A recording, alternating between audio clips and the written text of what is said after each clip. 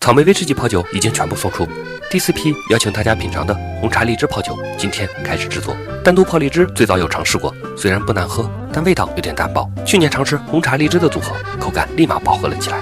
红茶不能浸泡时间太长，否则会出现令人不悦的杂味。用冷萃一碗的方式，可以刚好泡出茶香和甜香。因为是邀请粉丝品尝的，所以我做了适当的降度，并减少了黄冰糖的用量。泡荔枝酒前几天会出现浑浊的现象是正常的，大概10多天之后，酒体就会慢慢的清澈。好了，等2、3个月后送去质检，合格后再陆续邀请大家免费品尝。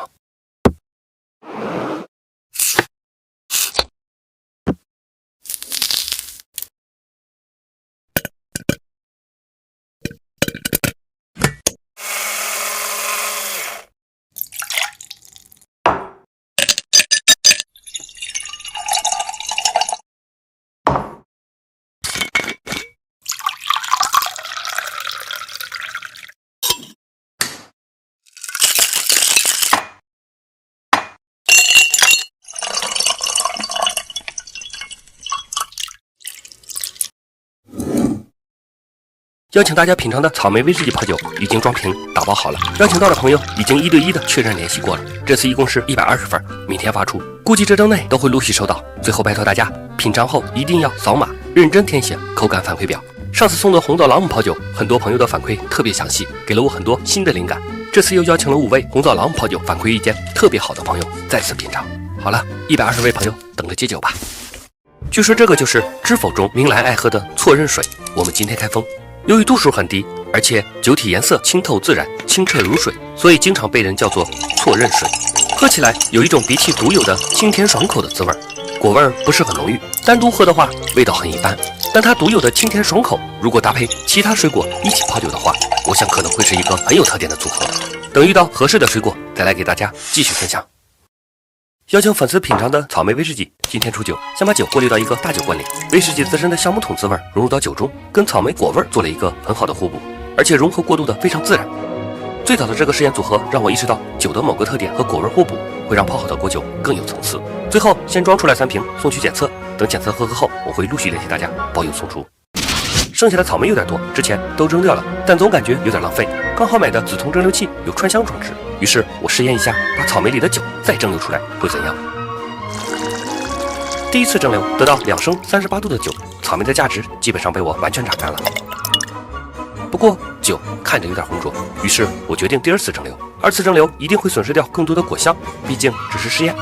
蒸馏出来的酒到底能做什么用，也有待探索。最终得到1升70度，带有草莓香气的蒸馏酒。大家觉得这个酒应该叫什么酒呢？草莓威士忌泡酒的检测报告出来了，总酯含量偏低，但路酒检测标准里总酯限于酒精度大于25度的路酒，而我们的酒精度是22.8，所以总酯含量理论上可以不做判定。然而当酒精度小于等于24的时候，需要按照国标2758来执行。于是我又送过去3瓶检测沙门氏酒和金黄色葡萄酒酒，10天后收到结果，符合要求，所以这批酒从理论上讲是合格的。那么问题来了，如果泡酒的度数高于25度，那总酯含量就是不合格的，那么就是不符合标准的吗？抱着这个疑问，我又分别查了伏特加、威士忌和白酒对总酯的要求，发现我们白酒的要求是大于等于某个值，而伏特加和威士忌的要求是小于等于某个值。总酯含量的指标在构成我国白酒独特香气中起到重要作用，而伏特加为多次蒸馏而得的最纯净的酒，所以总酯含量越小越好。而威士忌大约70%的香气都来自于橡木桶的浸泡。橡木桶滋味是否会改变总酯含量，以后再做实验，但水果香气在改变总酯含量上作用微乎其微。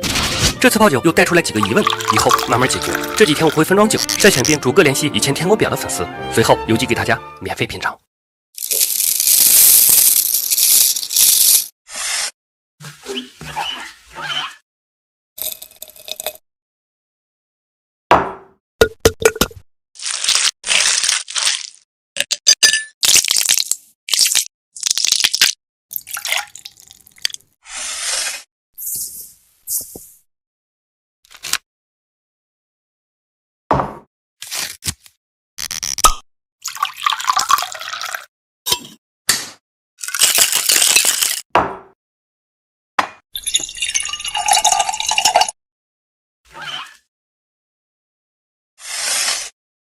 关于泡酒，收到最多的私信是开封过滤后的沉淀问题。其实绝大多数都是果渣，果渣的多少跟过滤的目数有关，过滤布越细，后期的果渣越少，不是像棉花一样的絮状沉淀，一般都是没有问题的。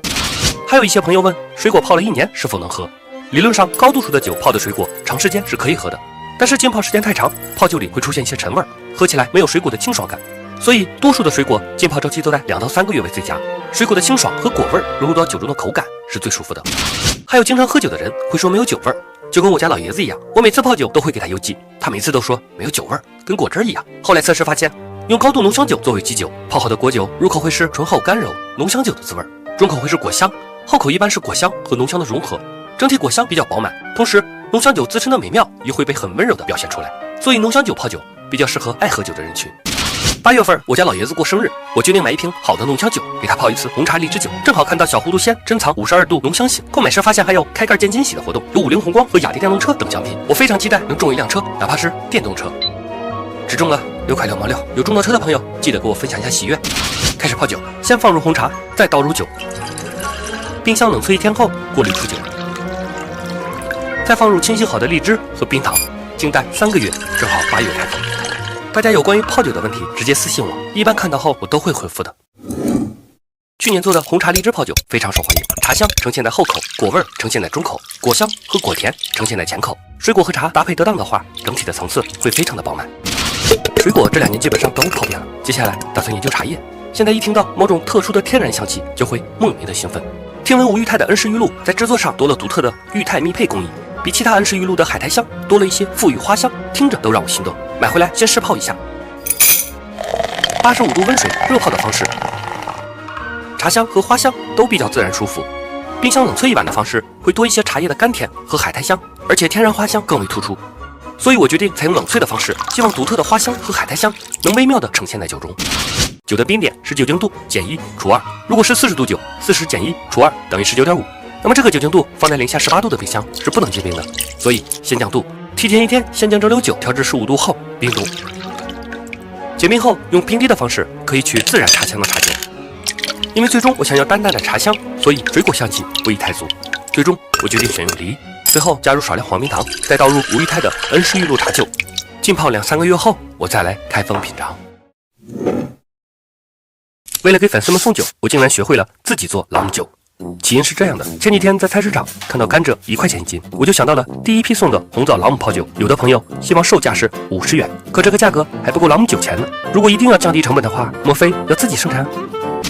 这个想法一旦闪现，作为动手能力还不错的我，不试试怎么能甘心？查阅资料发现，制作朗姆酒也不复杂，设备只缺蒸馏器。不过一想到买10斤甘蔗只需要10块钱，这点小投资根本不算什么。我高兴地买了10斤甘蔗，先回来试验。上等的朗姆酒需要青汁发酵，我需要叫它们削皮榨汁来取得青汁。可切开之后，怎么里边是黑的呢？竟然全都是黑的！哎，上当了，怪不得旁边的摊位需要3块钱1斤呢。可2000多的紫铜蒸馏器都已经发货了，我不能放弃，只能再去买3块1斤的甘蔗。还没见到青汁，先损失了10块。不过一想到能出酒，这点损失根本不算什么。这次的甘蔗没有问题，削皮、榨汁、压榨。最终30元的甘蔗出至3斤7两左右，加入活化好的酵母，等待发酵结束后就可以蒸馏了。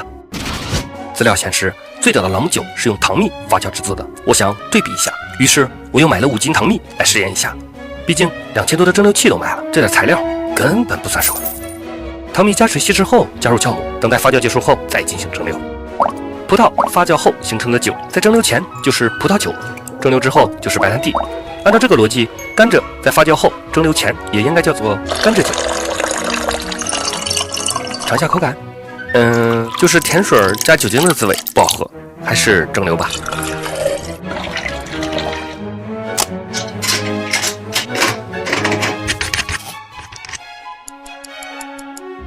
开始出酒，第一次蒸馏共计约700毫升，酒精度30度。第二次蒸馏，最终出酒300毫升，酒精度68度。同样的方式，把糖蜜原料进行2次蒸馏，最终得到70度原酒300毫升。青汁发酵后的蒸馏酒闻起来更加清爽干净，糖蜜发酵的没有清爽感，多了一点焦糖香气。不过新酒口感都太冲了，不好直接喝，还是用来泡酒喝吧。先把酒降到30度，加入蒸好的红枣，用自己做的朗姆酒泡红枣会会是什么口感？10天后我们来对比一下吧。